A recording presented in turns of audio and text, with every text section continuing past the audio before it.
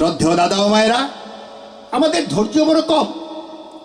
আমরা জীবনে আলাউদ্দিনের আশ্চর্য চেরাগ চাই, যে চেরাকে ঘোষা দিয়ে বলবো মন্দির হয়ে যাও, বললেই মন্দির হয়ে যাবে। কিন্তু জ্ঞানী গুণী পণ্ডিতরা এই সমস্ত কথা এইভাবে বলেন না। তাই ধৈর্য ধরতে হবে, তার নিয়ম কানুন শৃঙ্খলাবোধ নিজের মধ্যে এনে বাস্তবে রূপায়িত করে আজকে প্রকৃত ধর্মের মর্মটা আগে নিজে উপলব্ধি করতে হবে, তারপর অন্যকে বলতে হবে। আমরা কি চাই? আমার ইন্টারমিডিয়েটে ফিজিক্সের প্রফেসর বাবু বিপ্রের দত্ত বলতেন, বুঝো কি বুঝো না তাহাই বুঝো না। বলে কি যে বুঝি না সেইটাই বুঝি না। তাই এক মা ঠাকুরের কাছে গিয়ে বলছে, ও ঠাকুর, আমার একটা ছেলে, একটা ডাক্তার আর একটা ইঞ্জিনিয়ার, তুমি আশীর্বাদ করে, এমন ইচ্ছা আমার ছেলেগুলো জন্য একটা ডাক্তার হয় আর একটা ইঞ্জিনিয়ার হয়। ঠাকুর বললেন, যা তাই হবে। হয়ে গেল। আস্তে আস্তে বড় হয়ে যাওয়ার পর একটা ডাক্তার হয়ে গেল, একটা ইঞ্জিনিয়ার হয়ে গেল। অনেকদিন পরে সেই মা আবার ঠাকুরের কাছে গিয়ে বলছে, ঠাকুর, আমার একটা ছেলে ডাক্তার আর একটা ছেলে ইঞ্জিনিয়ার, বড় আমার কষ্টের কথা ঠাকুর, আমার একটা ছেলেও কথা শুনে না। ঠাকুর বললেন, মা, তুমি আমার কাছে কি চেয়েছিলে? যে ঠাকুর চেয়েছিলেন আমার একটা ছেলে যেন ডাক্তার, একটা যেন ইঞ্জিনিয়ার হয়। ঠাকুর বললেন, তুমি যা চেয়েছিলে তোমার সন্তানরা তো তাই হয়েছে। তুমি তো একটি বারো বলনি মা আমার কাছে যে ঠাকুর তুমি আশীর্বাদ করো আমার ছেলেরা যেন মানুষ হয়। শ্রদ্ধেয় দাদা ও মায়েরা, ধর্ম করি, কর্ম করি, লেবাস পরি, আর যত জৌলুসের উপরে গা বাটিয়ে দিই, কেন জানি মনে হয় আমাদের কি চাওয়া দরকার আর কি হওয়া দরকার সেটাই আমরা বুঝি না।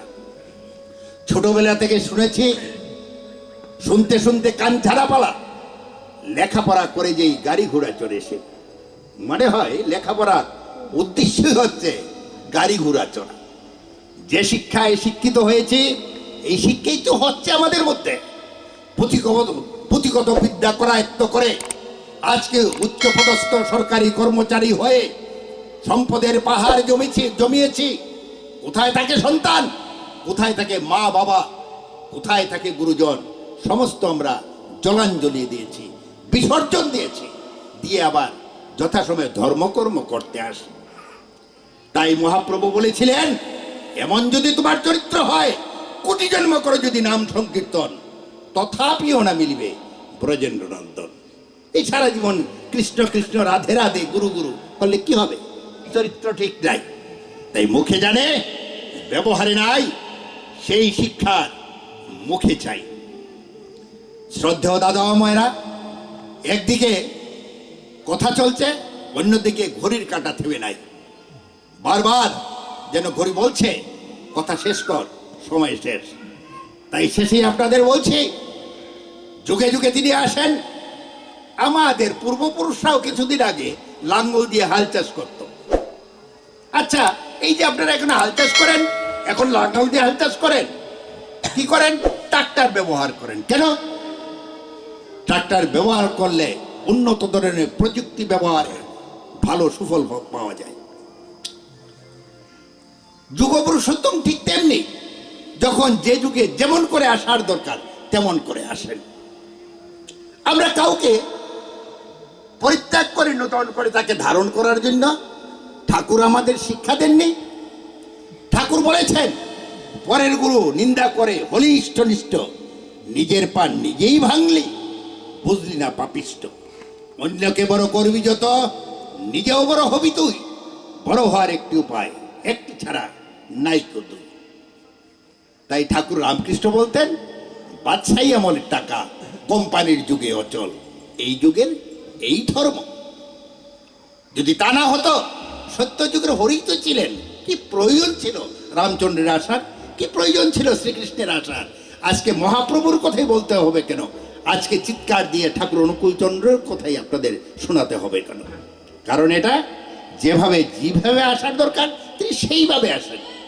তাই অনেকে বলে সৎসঙ্গীরা নাকি এই কৃষ্ণ রাম রাধা এগুলো মানে না, অথচ প্রতিদিনই আমরা তারস্বরে কীর্তন গাই, জয় রাধে রাধে কৃষ্ণ কৃষ্ণ গোবিন্দ গোবিন্দ বলো রে, এটা তাদের কানে প্রবেশ করে না। শ্রদ্ধেয় দাদা ও মায়েরা, তাই আমাদের প্রতি প্রত্যেকের আজ ধর্মের মর্মটা বুঝতে হবে।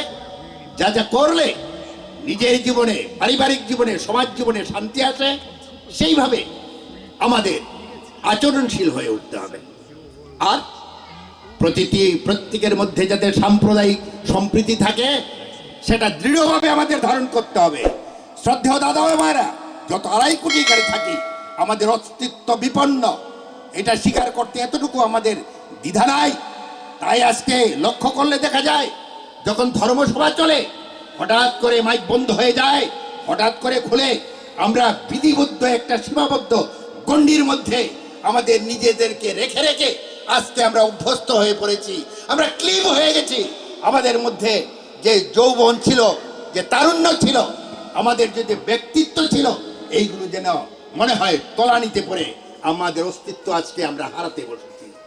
আসুন ধর্মের মূল স্বরূপকে বুঝে ধর্মের জন্য ধর্ম করতে গিয়ে আমাদের নিজেদেরকে সেইভাবে যোদ্ধা হয়ে গড়ে উঠাই এবং সমাজের প্রতি প্রত্যেকটি কেন্দ্রে অন্যায়ের প্রতিবাদ করে সুশাসনের প্রতিষ্ঠা করে যাতে আমাদের অধিকারকে আমরা প্রতিষ্ঠিত করতে পারি, তার জন্য আমরা সচেষ্ট হই।